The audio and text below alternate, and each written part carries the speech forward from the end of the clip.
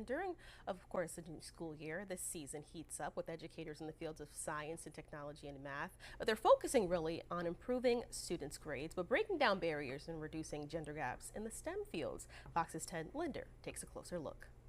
While excitement keeps brewing at the start of a new academic year, many schools nationwide are still trying to make up learning gaps ushered in during the COVID-19 pandemic. So it's sensitive to the different colors, isn't it? But some educators are also focusing on bridging the gender divide in STEM classes, which stands for science, technology, engineering, and math.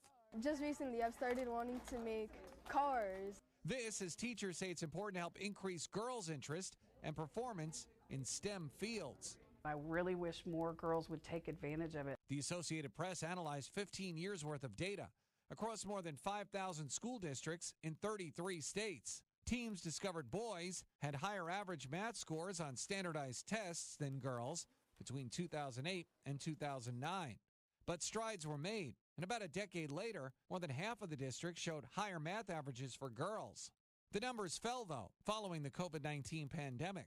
And in 2023 and 2024, boys were outscoring girls in math in about 9 out of 10 districts. Girls usually show their emotions and feelings, and I think they took longer to recover from COVID. While male students also saw declines in their STEM scores after the pandemic, many were able to regain ground faster than their female counterparts.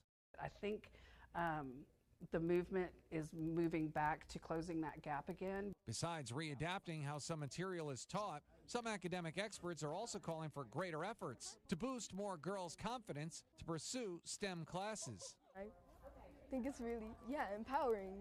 Ted Linder, Fox News. One of my takeaways from that was, and I thought this was kind of weird, so I want to learn more, why did it take longer for women kind of adjust after COVID versus guys? From the youth. That's weird to me. That is weird. I do think there's always been a bit of a divide. Oh, for sure. So the pandemic sure. obviously exacerbated that. Yeah, so that's kind interesting. of pushed people, I guess, certain students behind if you were already struggling with it. But I think it's hard to, I guess, quantify the reasoning, right? Because you have.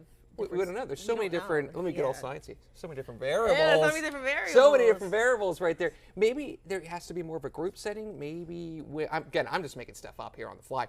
Maybe women are more comfortable doing science stuff in group and working together than just doing solo. But I always wonder too. Is this even true?